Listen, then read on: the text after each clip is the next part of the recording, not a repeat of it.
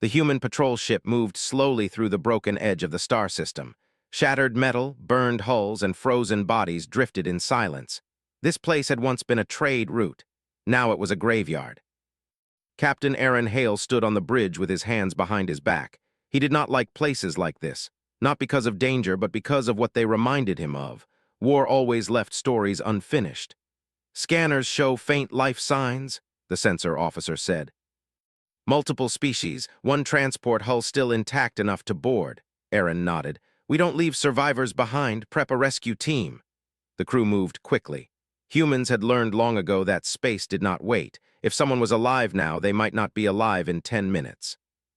A boarding shuttle detached and glided toward the damaged alien transport. The hull was scorched, symbols burned away, and parts of it were cracked open like broken bones. Inside, emergency lights flickered weakly. Lieutenant Mark Rivera led the rescue team inside.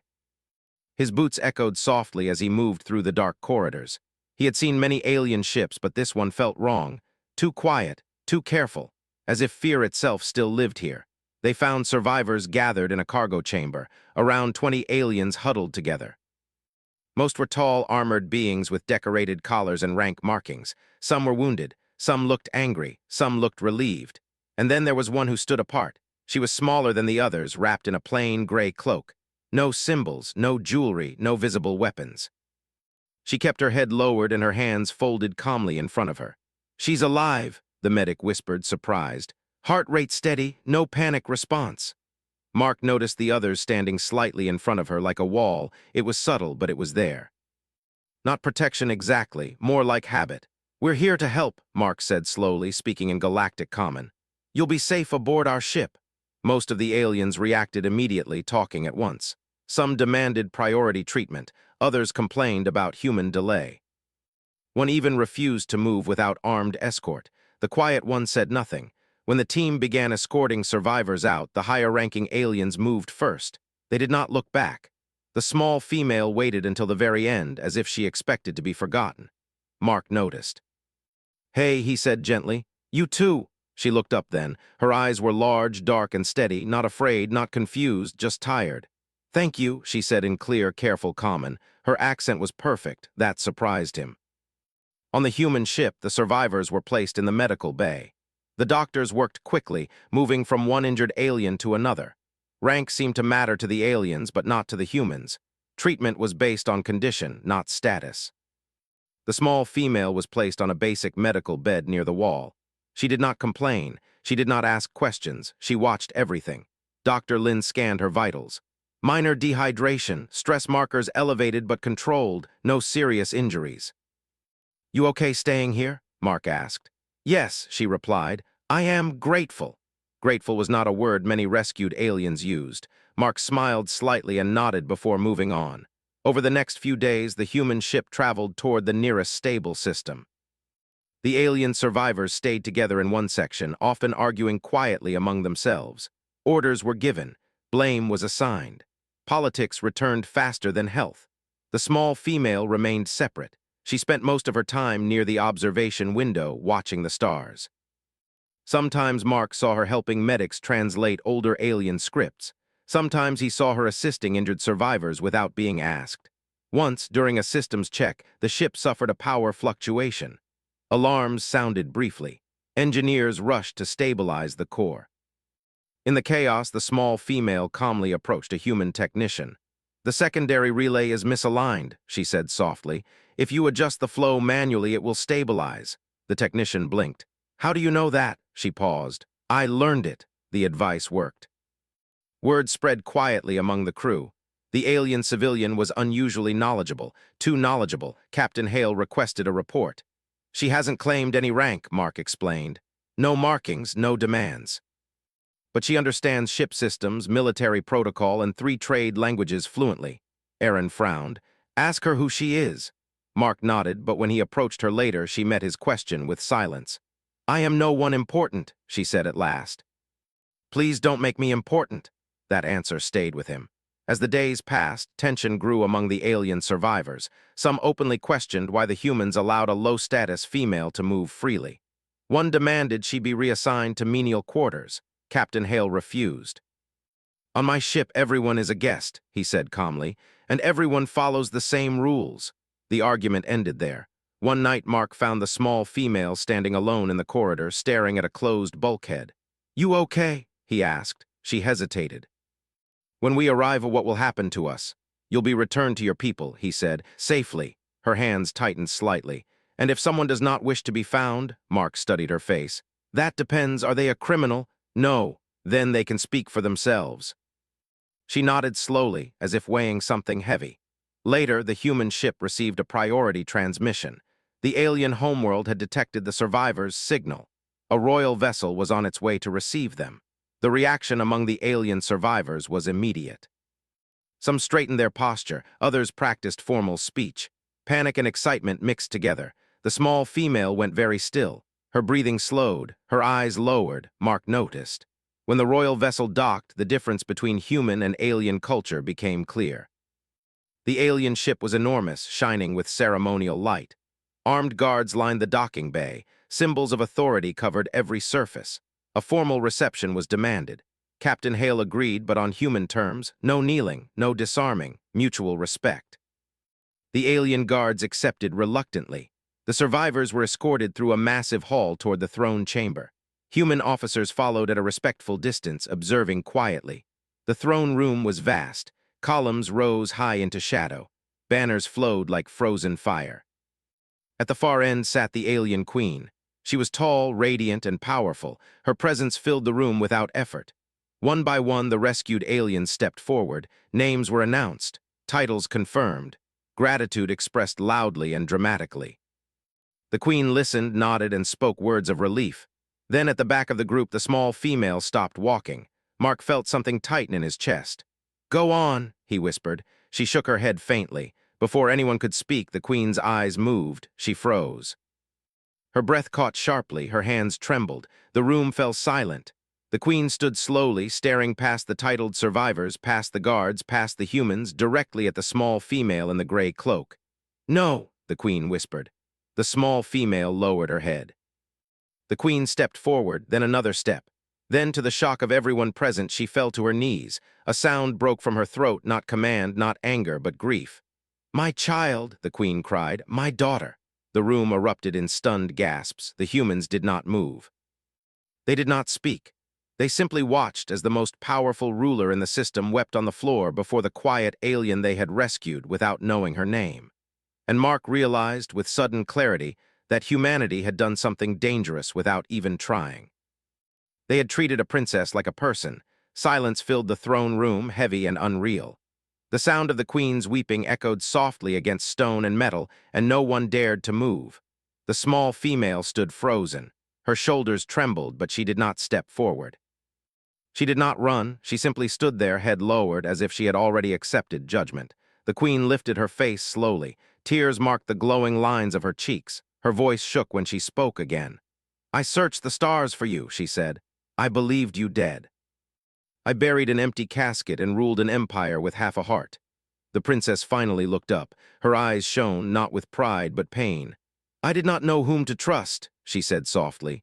After the betrayal, after the ambush, I was afraid. The word betrayal sent a ripple through the room. Alien nobles whispered. Guards tightened their grip on their weapons. This was not a story meant for public ears. The queen rose unsteadily to her feet. She dismissed the guards with a sharp motion of her hand. They hesitated, then obeyed. No one questioned her now. She stepped closer to her daughter, stopping only an arm's length away. Why did you not return? The queen asked, her voice quieter now. Why hide among civilians? Why let yourself be treated as nothing? The princess swallowed, because nothing was safer than being known. Captain Hale watched carefully. He had stood before kings and warlords before, but this moment felt different. This was not politics. This was a family breaking open in front of an entire galaxy. She traveled with us as a survivor, Captain Hale said calmly. We did not know who she was. The queen turned her gaze to him, the weight of it pressed like gravity. And yet, she said, you protected her. Yes, he replied simply, because she needed protection. That answer seemed to strike something deep within the queen. Her posture shifted, her voice softened. You did not demand her identity. No, he said, we don't do that. The alien nobles murmured again, confused. Status meant everything to them. The idea of ignoring rank was almost offensive. The princess spoke before the queen could reply. "They treated me kindly," she said, "not because of who I am, but because I was there." She looked at Mark, who stood stiffly near the entrance. Their eyes met briefly. He felt suddenly uncomfortable, like he had done something wrong without knowing it. "They fed me," the princess continued. "They healed others before themselves. They did not ask for reward. They did not ask for loyalty." Her voice grew steadier with each word. "I chose to trust them." The queen closed her eyes. When she opened them again, something had changed. Grief was still there, but now it shared space with understanding. "Then I owe them more than thanks," the queen said. A formal audience was declared, but the mood was no longer ceremonial. The survivors were escorted away. The throne room was cleared until only the queen, the princess, a small group of advisors, and the human delegation remained. The princess stood beside her mother now, but she did not wear royal colors. She still wore the gray cloak. The queen noticed. "You may wear your crown again," she said gently. The princess shook her head. "Not yet." The advisors exchanged uneasy looks, but the queen raised her hand. "Let her speak." The princess took a breath. "There are those within the empire who wanted me gone. If I return openly now, before the truth is known, more blood will follow."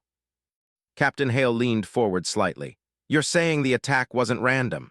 "No," the princess replied. "It was planned. The convoy was lured into hostile space. Communications were jammed. Escorts were delayed." The room darkened with tension. The queen's voice turned cold. "Names?" "Not yet," the princess said. "I need proof and time." One advisor scoffed. "Time is a luxury you lost when you vanished." Captain Hale spoke before the queen could respond. "She survived because she adapted," he said. "That's not weakness." The advisor looked offended, but the queen nodded slowly. "Humans," she said, studying them. "Your species is young, your reach is limited, and yet you act as if the galaxy owes you nothing." "We learned that lesson early," Hale replied. "The universe doesn't care who you are." The princess smiled faintly at that. Over the next days, negotiations began.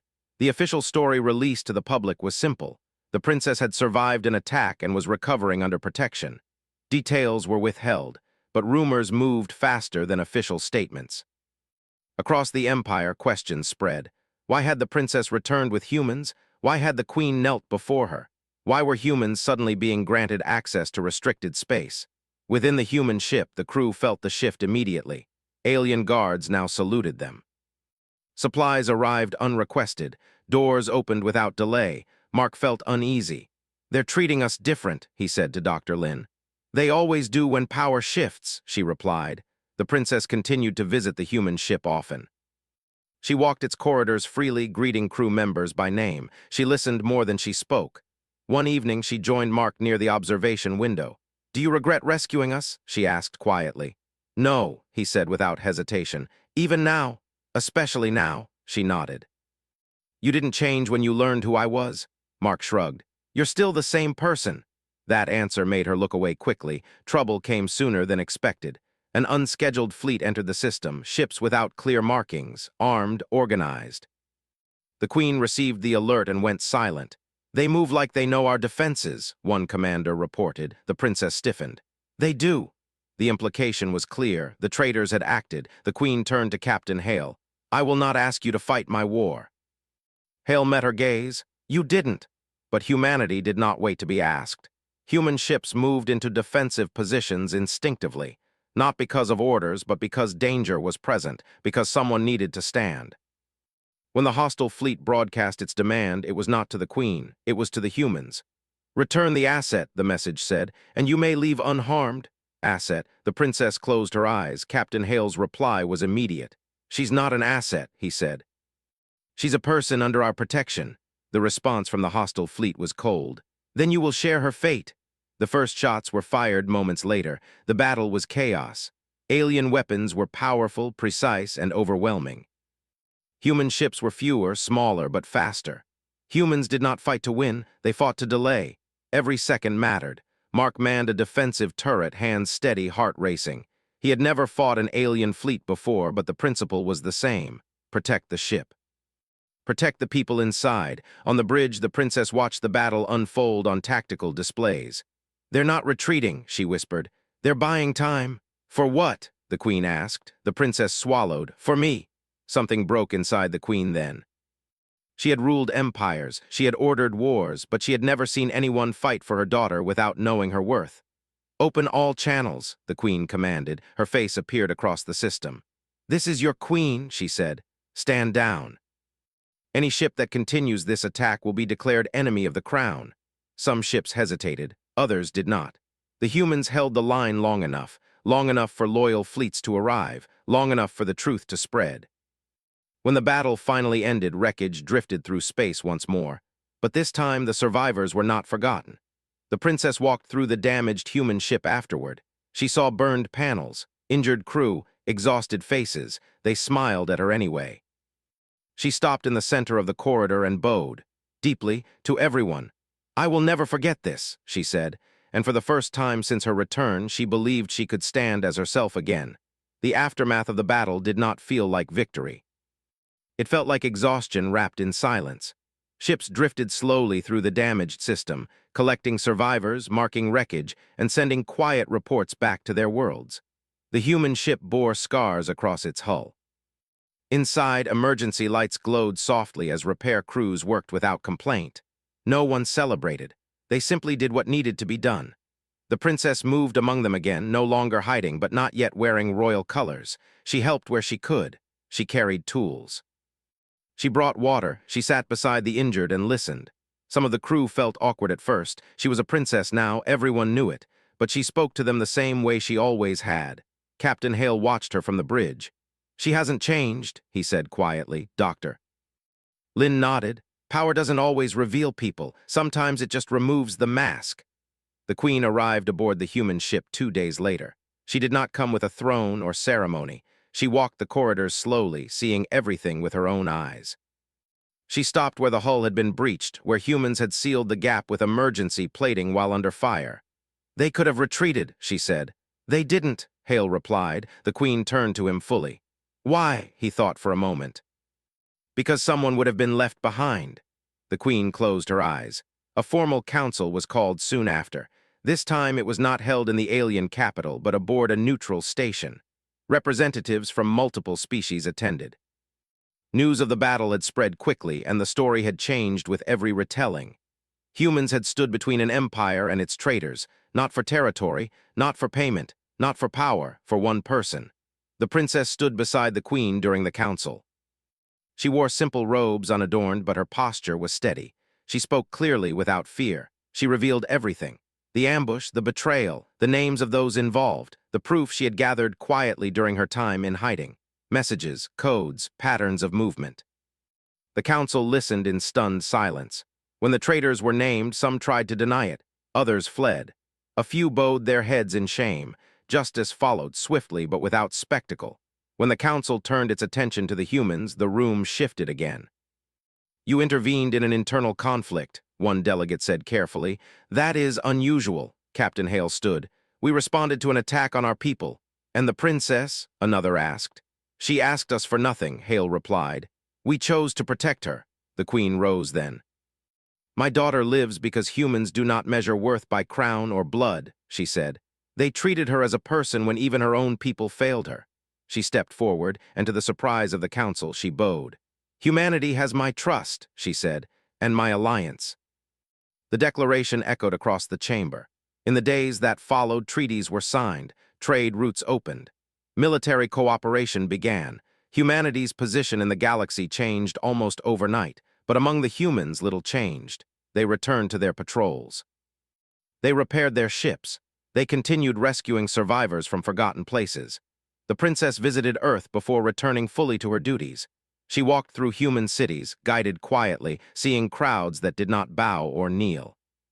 She saw children playing, arguing, laughing without fear. She liked that. Before she left, she met Mark one last time aboard the ship that had first rescued her. "You gave me a future," she said. "We just picked you up," he replied. She smiled. That was enough. She paused, then added softly, "If the galaxy ever turns against you, you will not stand alone." He nodded, unsure what to say. Years passed. Humanity grew stronger but not louder. Their reputation became something rare and unsettling. They were known as those who would help first and ask questions later. Those who did not need to know who you were to stand between you and danger. The princess eventually took her place as heir once more. She ruled with patience and memory. She never forgot what it felt like to be ignored, to be small, to be safe only because strangers chose kindness. In her court, rank mattered less.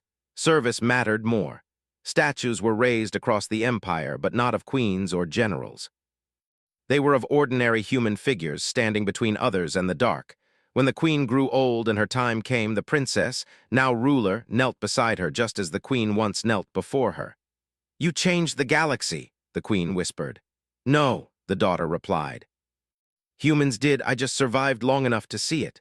Long after both queens were gone, the story remained, not of power, not of crowns, but of a quiet alien princess, a group of human soldiers, and the moment the galaxy learned that humanity's greatest strength was not its weapons, but its refusal to look away.